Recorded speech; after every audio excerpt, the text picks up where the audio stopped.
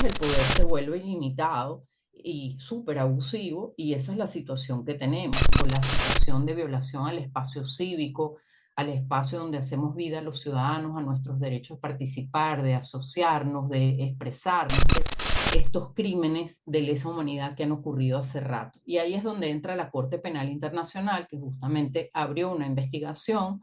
Eso fue a finales de 2021. Sin los organismos internacionales no estaríamos donde estamos. Bienvenidos a Voices for Rights.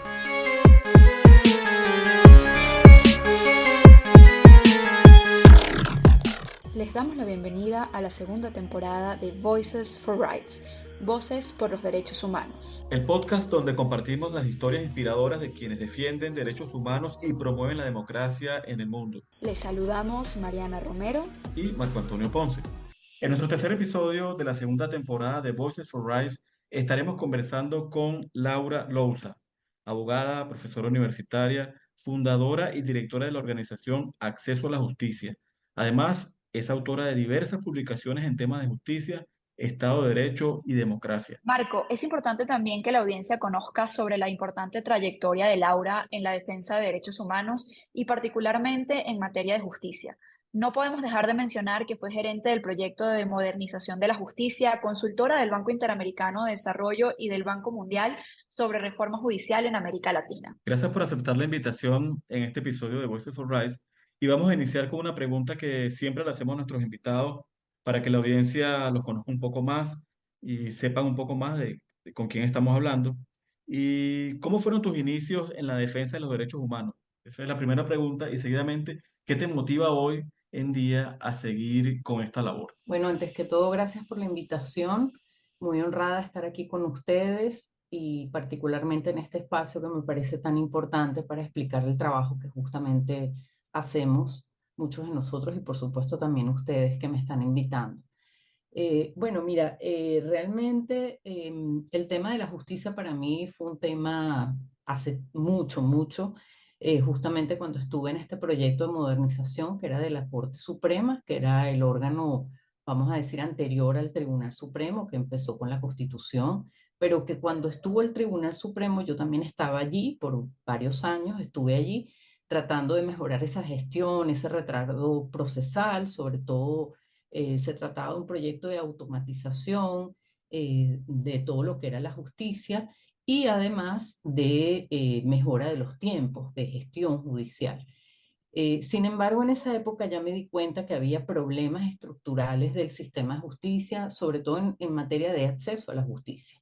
Y de allí empecé a pensar que era importante conocer un poco más qué pasaba dentro de la justicia, las estadísticas judiciales, que no siempre eran públicas, o qué pasaba en realidad, porque lo que hacía el Poder Judicial no le llegaba a la gente.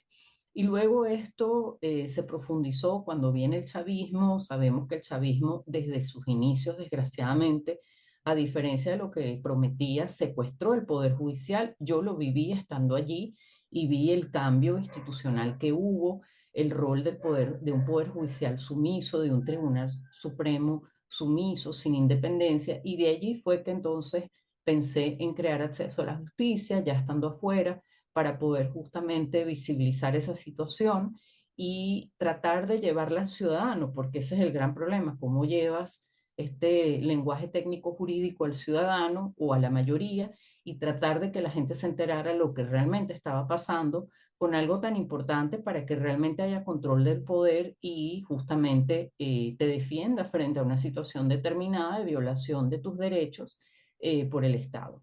Laura, el poder conocer desde adentro el sistema de justicia te ha permitido tener un acercamiento a las necesidades que hay para reformar y generar cambios en materia de justicia, y eso es lo que vemos con tu historia, que a lo largo de tu carrera has podido trabajar en estos temas, no solo en Venezuela, sino en la región, y ello pues te ha permitido tener una visión amplia sobre qué elementos son necesarios para garantizar el acceso a la justicia de forma independiente e imparcial. Y tomando esto en cuenta, pero además considerando la situación en Venezuela, ¿cuáles crees que son los principales problemas y fallas que impiden una justicia efectiva y cómo esto afecta el disfrute de los derechos humanos actualmente? Sí, es muy importante tu pregunta, porque fíjate, nosotros tenemos unos derechos que están escritos en la Constitución, están escritos en tratados internacionales que según la propia Constitución en su artículo 23 son parte de nuestros derechos, de nuestro ordenamiento jurídico, sobre todo aquellos en que, obviamente aquellos que están, que son en materia, perdón, de derechos humanos e incluso se aplican por encima de lo que está escrito en la Constitución si son más favorables para nosotros como ciudadanos frente a las violaciones del Estado. Pero ¿qué pasa en la realidad? Si tú no tienes un órgano al que tú puedas ir del Estado a hacer efectivos esos derechos en un momento dado en que son violados, esos derechos es como si no existieran.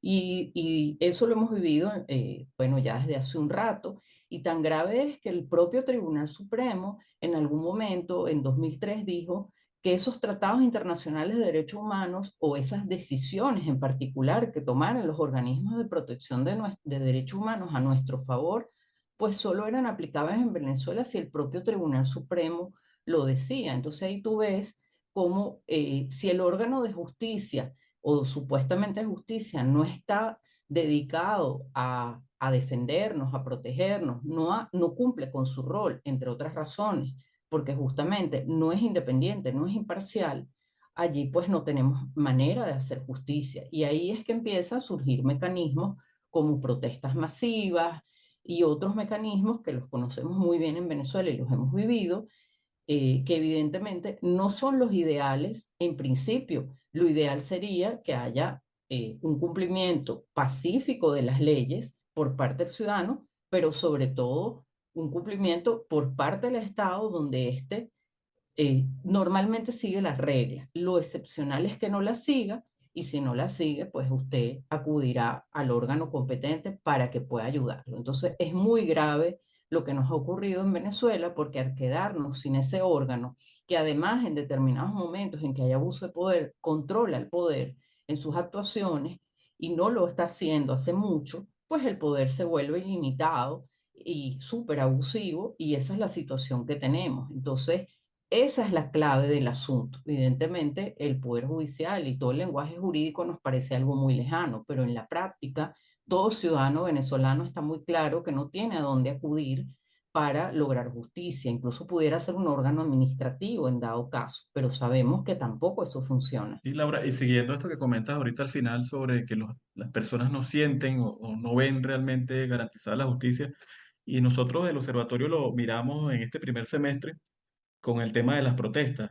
Cuando vemos el renglón de derechos civiles y políticos, en ese ámbito las protestas por justicia están en el primer lugar del índice, incluso por encima de las protestas políticas, de manera que la gente sigue exigiendo respuestas a las instituciones y como tú bien relatas, pues desafortunadamente no, no existe esa respuesta.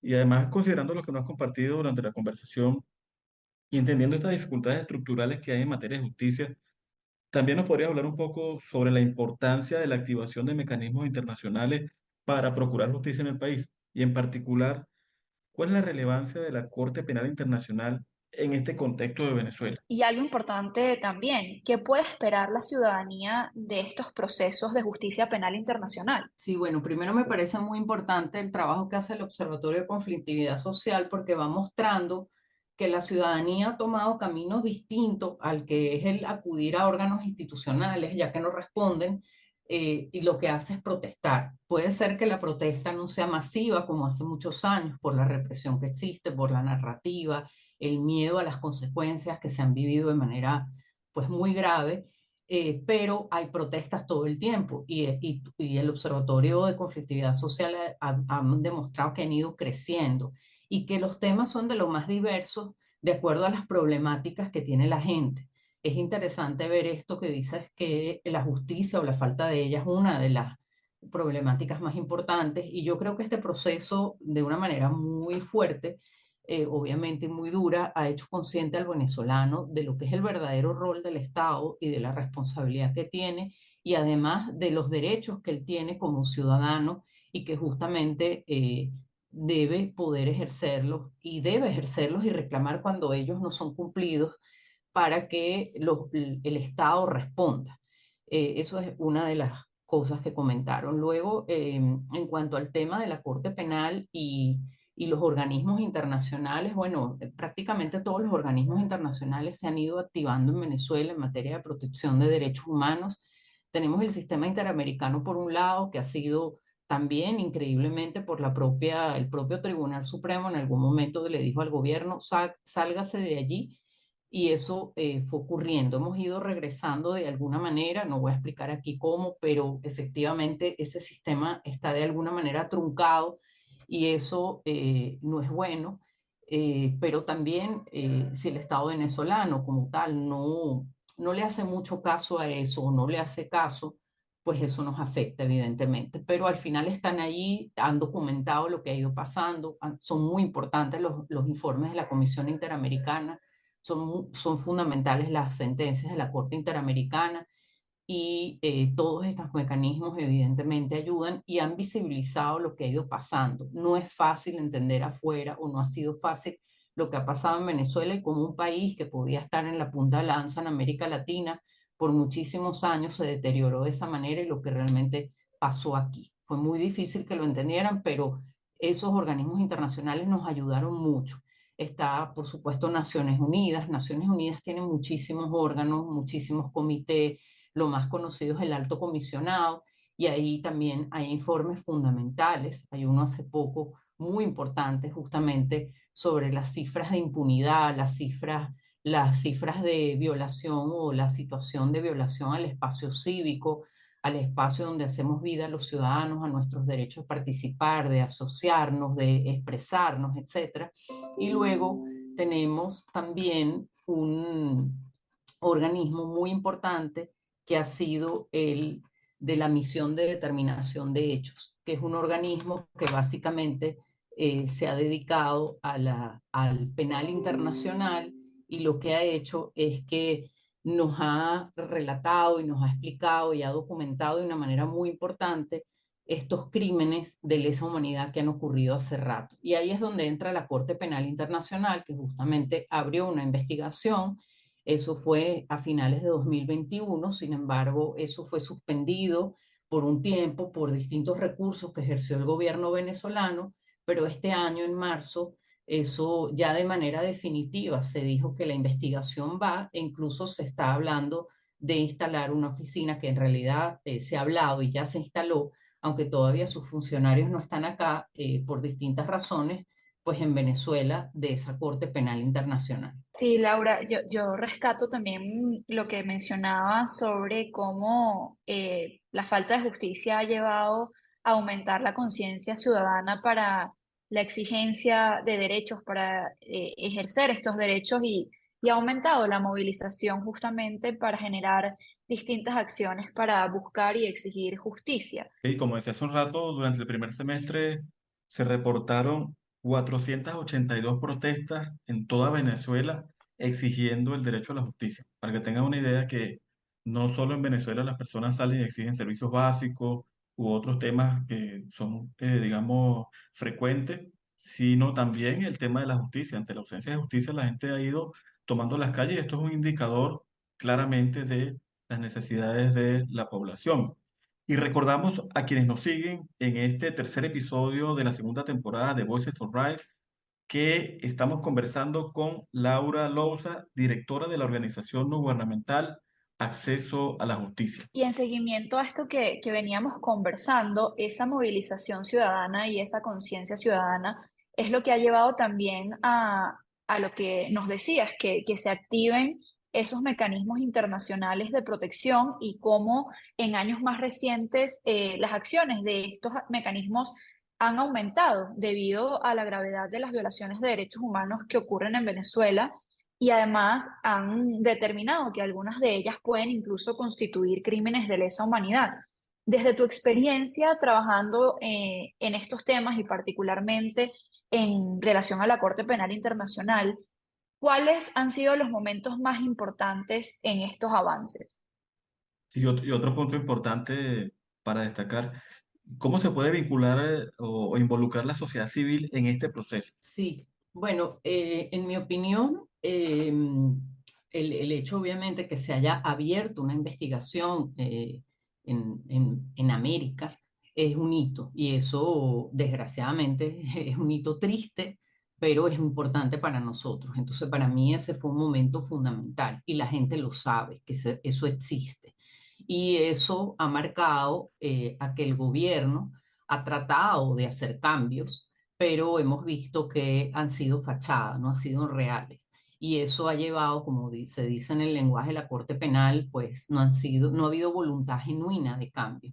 Y eso ha llevado mucho al hartazgo que existe también hoy en día, porque el venezolano de alguna manera tiende a ser de naturaleza pacífica y resiliente y dice, bueno, en algún momento se vendió esto de Venezuela se arregló en 2021 y eso lo vendió el gobierno. Sabíamos que no era así, pero el empuje que hubo al principio cayó muy rápido y se vio que no era sostenible lo que se hacía y que no era genuino. Por eso hago alusión a esa expresión. Y eso lo documentaron los distintos organismos internacionales y vemos cómo han ido creciendo las violaciones a los derechos humanos, se han seguido cometiendo estos crímenes de lesa humanidad y evidentemente no de la manera que veíamos en 2017, por ejemplo, que fue un momento importante, pico, pero porque la población también entendió que no podía hacer lo que hacía o lo que hizo en ese momento por el miedo y la narrativa gubernamental estaba presente y el aparato estatal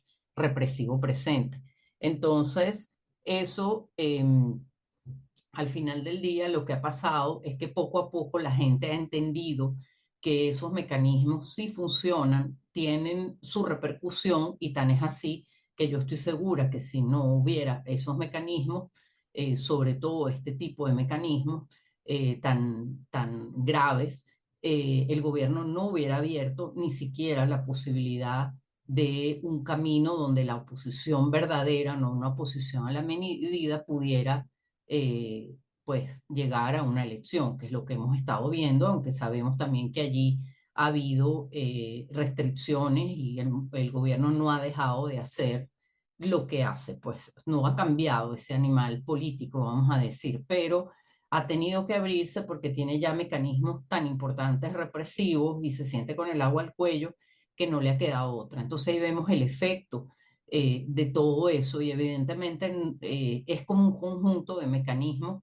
que van creando esta situación y también, aunque la gente no se lee mucho de esos informes, de una manera u otra se entera y eso es importante. Y en ese sentido, lo que es importante, bueno, lo ideal sería que lo leyeran, pero si no pueden leerlo por lo largo, por el tiempo que implica, etcétera, por lo técnico que puede ser, bueno, que hagan seguimiento a lo que hacen las ONG, que lo repliquen, que lo cuenten, que lo expliquen, que se informen y que sobre todo cada vez que haya una situación de injusticia, se trate de denunciar de alguna manera. En ese sentido, las redes han ayudado mucho porque en Venezuela sabemos la situación de los medios de comunicación y que lo cerrado que está todo y en ese sentido las redes son importantes. Entonces, tratar de denunciar y de visibilizar y de documentarse, informarse y a su vez ser multiplicador, me parece que es un rol fundamental de la ciudadanía. Laura, y partiendo de esto que nos compartes,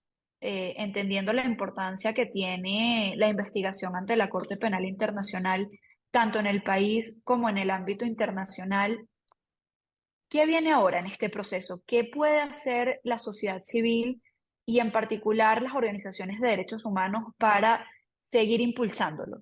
Evidentemente habrá muchas cosas que perdonar, que olvidar, pero hay otras que no se pueden olvidar y hay que buscar la manera, porque si no las heridas sociales no se sanan. Entonces, ese es un escenario. Otro escenario es que esto empeore y lo que sí hemos visto es que el gobierno ha estado retrasando la venida de los funcionarios de la Corte a Caracas, a Venezuela. Ellos, la oficina acá no va a investigar, pero sí tiene un rol muy importante que es mejorar, ayudar a que mejore el sistema de justicia y sobre todo que justamente esos crímenes que se cometieron sean juzgados, porque no tiene capacidad la Corte Penal para juzgar a todo el mundo y todo lo que ocurrió allí. Entonces, en ese proceso tan importante y sobre todo en una situación o de transición o de que si el gobierno permanece como sea, tiene que cambiar su estilo porque no funciona la manera de gobernar y no puede seguir cometiendo crímenes. pues es importante ese rol porque puede ser algo que contenga y en algún momento el gobierno va a tener que dejar entrar a esos funcionarios. Es indetenible la llegada progresiva de los organismos internacionales de protección. Y ojalá que el gobierno que realmente monte o realice un proceso de políticas públicas donde se garantice el derecho a la justicia de todas las personas y que obviamente sea este tema siguiendo los estándares internacionales de protección de derechos humanos. Y también quería comentar algo, Laura, que es muy importante antes de que terminemos la entrevista, y es que acceso a la justicia produce muchísima información. De hecho, yo creo que considero que una de las ONG que produce más información en Venezuela, constantemente ustedes están haciendo comunicados, haciendo análisis de leyes, de situaciones que van ocurriendo, y creo que eso es muy favorable para que la ciudadanía, y no solo en el movimiento de derechos humanos, sino que la gente esté en conocimiento de qué es lo que está ocurriendo con los temas de justicia en Venezuela. Entonces, también quería felicitarte por ese trabajo que ustedes hacen de producción y de difusión y de análisis de todo el tema legislativo y de leyes en Venezuela. Muchas Sí, gracias, y de verdad. yo también rescato eso porque además es importante todo eso que ustedes producen, también para recordarnos y recordar a la ciudadanía que todo esto es un proceso que no se agota prontamente y que todavía queda mucho por hacer para rescatar la justicia en Venezuela. Y allí el rol tanto de las organizaciones como de los mecanismos internacionales es fundamental para poder lograr esa recuperación de justicia. Sin los organismos internacionales no estaríamos donde estamos y sería muy difícil en ese sentido la comunidad internacional en general y sería muy difícil lo que está pasando ahora.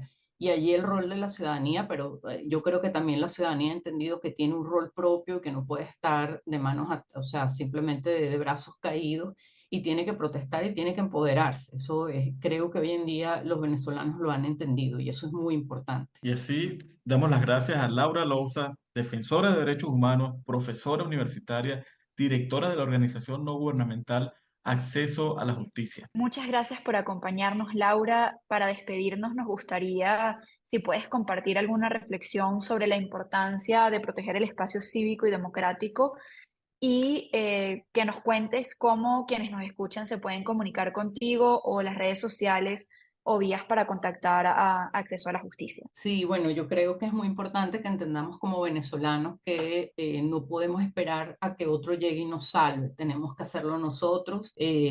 Nosotros como ONG lo hacemos y somos venezolanos, obviamente, pero la gente tiene que entender que debe empoderarse y debe hacer lo que debe hacer. Bueno, la protesta es un medio muy importante. Lo que hemos visto en las concentraciones de la oposición, que la gente ayuda, se solidariza, va para acá, va para allá, eso es fundamental. Nosotros somos más los que somos ciudadanos, los que queremos trabajar, los que queremos que el país esté tranquilo, funcione, etcétera. Y eso es lo que tenemos que tener claro. Allá hay un tema de autoestima. Yo creo que el venezolano ha crecido mucho con este proceso tan doloroso y entendió que debe valerse por sí mismo, no debe depender de otro. Y eso es algo que tenemos que tener todos claros para poder ejercer nuestros derechos, porque si esperamos a que el otro los cumpla solito, no lo va a hacer. Entonces, ese es mi mensaje y en cuanto a nosotros, bueno, estamos en @acceso a justicia en Twitter, @acceso a la justicia en Instagram, @acceso a justicia también en Facebook y también estamos en Telegram como acceso a la justicia, estamos en TikTok también de la misma manera.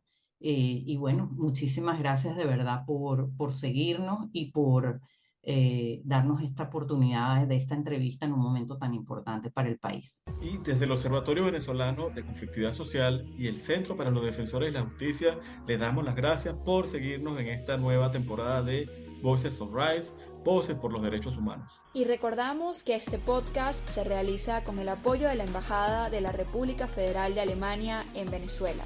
También les invitamos a compartir este episodio utilizando las etiquetas Voices for Rights o Voces por los Derechos. Y únanse a nosotros en la construcción de un espacio cívico y democrático fortalecido. Y no olviden que pueden escucharnos por Spotify, Evox y YouTube Podcast. Y también nos pueden seguir por nuestras redes sociales. @OSSocial y @defensoresddhh_. Recuerden, cada voz importa y juntos podemos hacer la diferencia. Manténganse atentos para más historias inspiradoras y únanse a la lucha por los derechos humanos en el mundo.